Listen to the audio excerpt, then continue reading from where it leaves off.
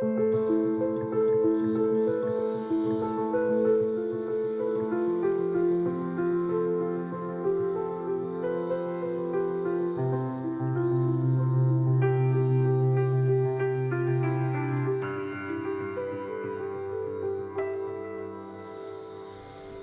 18. července 2016 dopoledne se sešlo v Horní Suché v areálu u domečku, v místě, kde má sídlo klub hornických důchodců Dolů František, 5 řezbářů, umělců, kteří se účastnili už 6. ročníku řezbářského plenéru 2016 v Tiskni stromů duši. Řezbáři se ihned pustili do práce. Do pátku je sice daleko, ale jeden nikdy neví.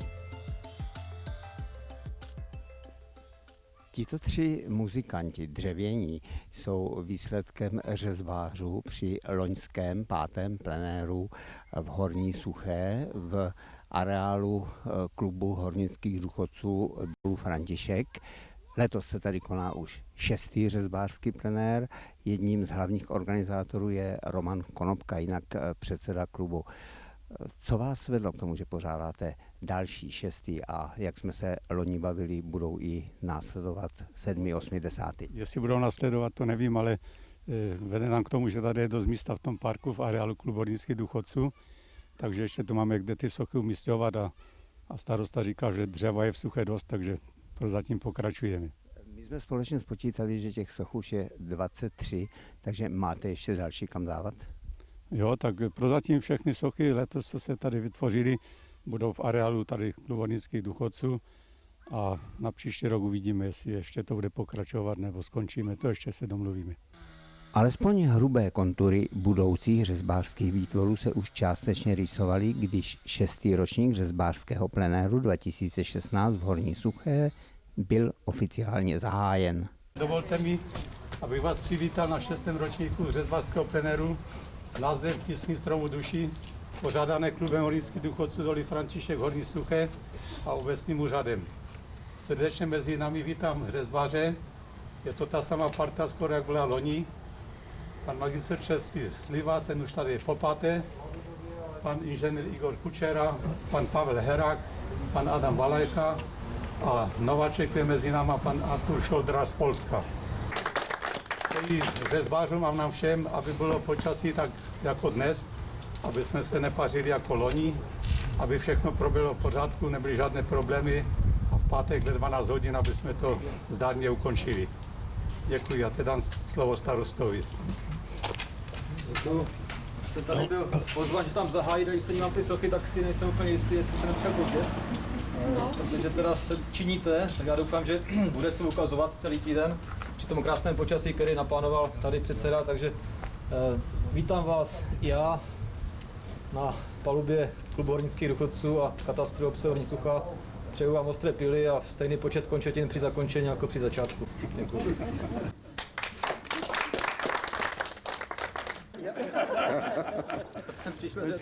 Já to začne. Tam jsou důležité.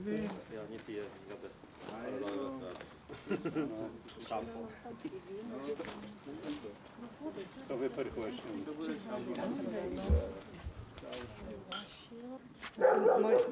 Jak může? Takže na zdraví.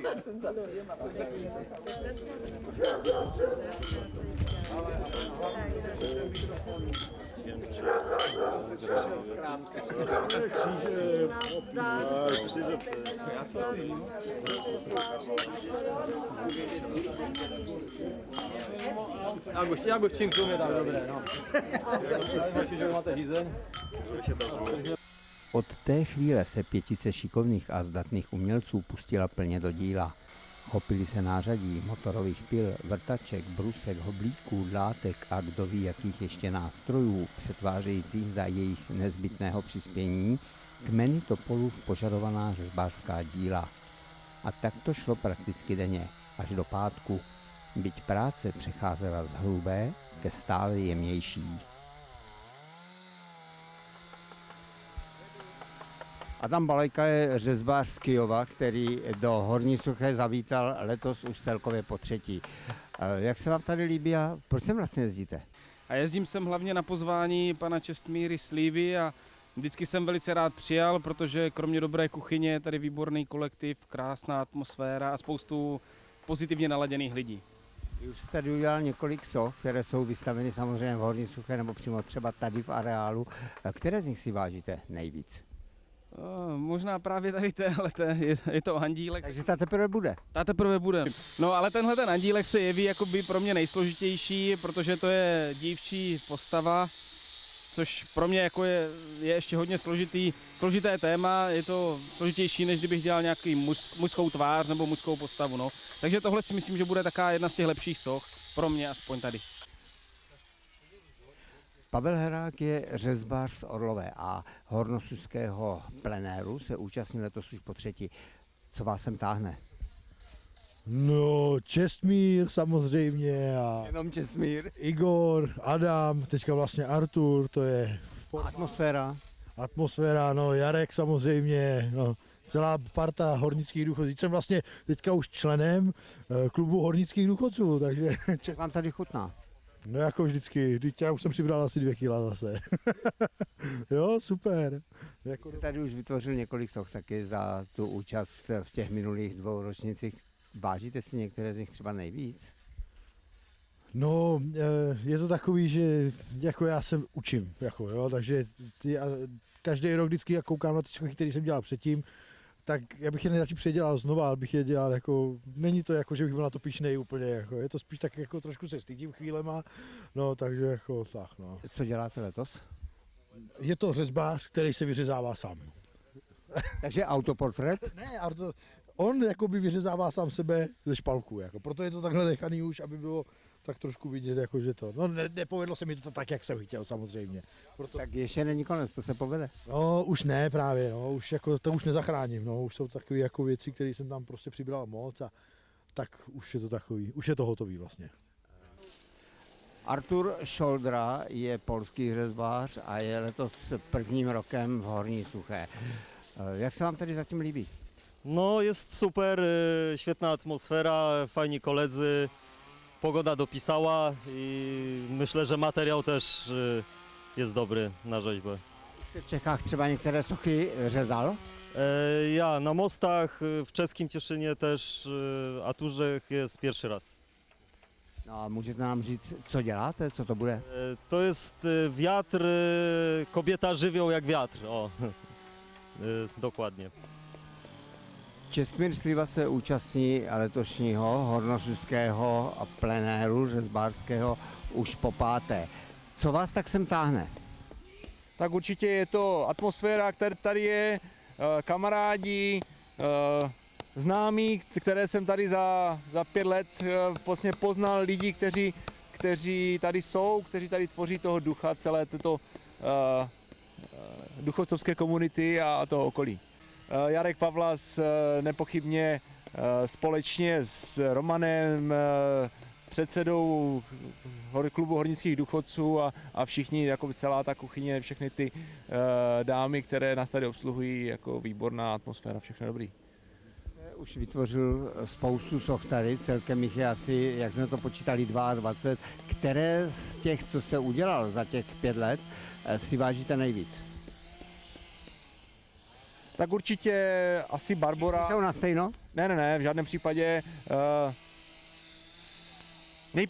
Nejpěknější sochu jsem tady ještě neudělal, to možná bude v dalším ročníku, ale nejvíce si vážím Barbory, která v podstatě byla vytvořena z dubu, byl to velký kmen a má i takové jakoby místo, takové reprezentativní místo, umístění je opravdu jakoby, vážím si toho.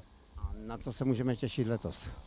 Letos je to, pokračujeme v sochách, které tady budou v parku, jsou to řemesla, takže hledal jsem takové řemeslo, které je pozitivní, obecně oblíbené, takže dělám takového vysmátého komíníčka, opřeného komín na štítu střechy.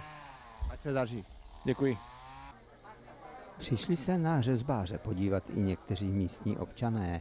Pečlivě sledovali jejich tvorbu a zajímali se o toto nevšední řemeslo. A řezbáři rádi a ochotně odpovídali a pokud to šlo, prozrazovali i některé taje řezbářského umění. Ostatně ve středu v podvečer besedovali v areálu s návštěvníky. Jarek Pavlas je správce domečku a patří také k organizátorům hornosuského plenéru. Na letošním má v podstatě, dá se říct, zákaz něco vytvářet, ale přesto tady něco dělá.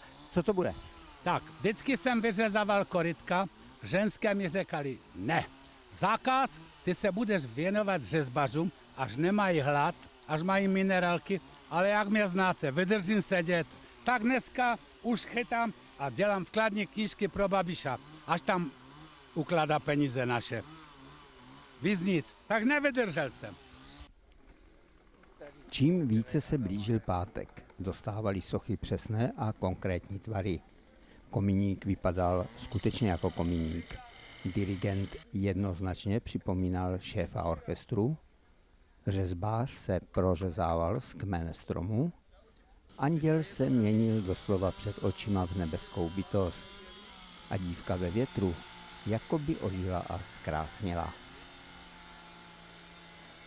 Řezbářům se v Horní Suché jako každý rok líbilo, jejich slova to ostatně potvrzovala. Vždyť ovšem měli luxusně postaráno o dřevo, o úklid pracoviště, o klid k práci a v neposlední řadě i o své pohodlí a plné žaludky. Místní kuchařky vyvařovali jedna radost, řezbářům doslova vařili to, co jim na očích viděli. Pestrý a chutný jídelníček a s ním plné talíře sklízeli po celý týden zasloužené uznání. A ještě než byl 6. ročník řezbářského plenéru roku 2016 v Horní Suché v Tiským stromu duši slavnostně zakončen, odehrála se v areálu klubu hornických důchodců dolu František jedna drobná, o to milejší akce. Středem pozornosti byl správce domečku Jaroslav Pavlas. Jarku, všechno nejlepší, tvým kulačinám hodně štěstí, zdraví, vitality, ať ještě hodně pracu děláš v domečku a i doma a ať se ti daří. To ti přeji jako za celý kolektiv domečku a všech přítomných. Všechno nejlepší. Moc vám děkuji. Ve středu jsem dostal k 70 z dřeva. Doufejme, že to není dřevěné. No ale ty jsi dostal 2 darečky, ten jeden je vystavený a ten druhý jedině na přání, že jo? No až to nemusíme motorovým pivem, až to nemusíme řezat. Ježišmarja, tam je moja tvojí. fotka. Ty, vy jste jsou chachary. No tož to pěkně, korytka. Ty. No pěkně, děkuji. Děkuji! Ty se pak na korytkách hrát. A ty moje... Ty, to je pěkné, no. A po jedné slavnostní chvíli přišla v zápětí druhá. Vážené dámy a pánové, v pondělí jsme se starostou oficiálně zahájili tento plenér. Dneska je pátek a za 5 dnů se tady vytvořilo 5 krásných soch, za což děkuji všem řezbářům, kteří se zúčastnili tohoto plenéru. A taky uklízecí četě Peťovi a Fredimu Rychlíkovi, že byla každý den čistá čelba, vyhrabané všecko, v kuchyni děvčatům, spořitelná Olomouc, že přišla pomoc jako každým rokem. A prostě děkuji všem, kteří přispěli kteří pomohli jako celý týden na tomto plenéru. A teď je taková pozornost, starosta tady má nějaký ještě něco pro Jarka. Ano. Když se něco povede, tak se u toho většinou mluví a pravidelně mluví ti, kteří se o to zasloužili nejméně. No, ale přesto něco zkusím. Když něco končí, tak to bývá většinou smutná věc, nebo aspoň neveselá. U toho plenéru si nejsem jistý, protože tady po ukončení z toho 5 nádherných věcí a příslib do budoucna, tak já si myslím, že to je tak zhruba 50-50 a chtěl bych tady předat k výročí jeho i tohoto plenéru, protože taky to je půlkulaté výročí, takovou malou pozornost hlavnímu pachatelovi Jarkovi.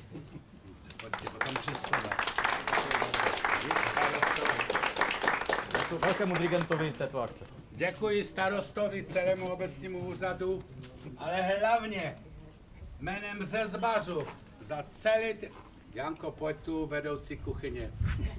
Za celý týden, že nám vařila dobře, tak udělali jsme lžičku do kuchyně, dřevěnou lžičku na památku. Celý týden jste se nám věnovali na jedničku. Každý tam... To je práce kolektivu. Ano, tam každý má nějaké vedete. Každý. Jarek to Jsem dolešil. ti činil, no, nádherné. Takže děkujeme. Dobre, fajn. A je to na guláš, Michal. Já bych tam vařila gořelky. Guláš už nemá, Dobre, děkuji. Kurde, kaj to... No podívej se. do ložice to musí dát. Je to tu jako. Já bych ještě zabrousil trochu do historie. Jak se pokazí strom, tak zůstane pařez. A tam jsou ty leta, podle toho se dá spočítat, kolik ten strom má v roku, že? A když byl první ročník, tak já jsem tam měl 1 šestku, letos tam mám 2 šestky a Jarek 0, tak teraz nevím, co je pravda. Já už nemluvím nic. Desítky mi tam zrobili. Na 10. výročí. 6. plenér máme za sebou, spokojenost. No, absolutně, jakoby po všech stranách všechno splněno, lidi spokojení a to je hlavní. Adame? Já určitě taky jako vždy odpočatý, spokojený, určitě. A jeden z místních organizátorů? Já můžu říct, že jsem velmi spokojený, sice jsem nebyl dneska jako akčně zapojený do práce, ale obdivoval jsem jejich díla a klobouk dolů opravdu jednička. Pavle, jak hodnotíte letošní ročník? No super, jako vždycky super, no. Co na to říct? Jídlo výborný, Jarek se staral zase, všechno klapalo. Takže za rok zase? No tak určitě, já bych byl jenom rád, ale jestli to tak bude, to nevíme. To nezáleží na nás. Jestli nás pozvou, určitě přijedeme. Pane starosto, takže další plenér v Horní Suché za vámi, jak ho hodnotíte? No, kdybych řekl, že byl lepší než ten minulý, tak vzhledem k tomu, že jsou tady stejní řezbáři, tak by mě asi nepochválili, ale subjektivně opravdu si myslím, že všech 5 nových soch je nádherných a jsou vyrovnané. Nedá se říct, že by byla nějaká jednodušší, jedna, druhá horší, třetí složitější, jsou nádherné. Máte pro ně místo? No, ještě prozatím zřejmě obohatíme místní parčík u domů seniorů a předpokládám, že od příštího plenéru už se začínáme trošku roztahovat do naší obce. My jsme spočítali, že už těch řezbářských soch je celkem 28. Vejdou se ještě další? No, do obce určitě, do toho parčíku už asi ne. Takže jinými slovy, 7. plenér bude? Musí být. Já si myslím, že ta tradice tady je a musíme zapracovat spíš na tom, aby to vešlo do povědomí širšího nějakého občanstva Horní Suché, protože opravdu ta návštěvnost zatím ještě není taková, jak jsme si představovali. To musím říct. Takže v tomto okamžiku už máme v Horní Suché 28 řezbářských soch. Ano, je to pravda, 28 5 jako čerstvě vyřezaných, ty během jako měsíce umístíme, ale 28 je celkem za těch 6 ročníků.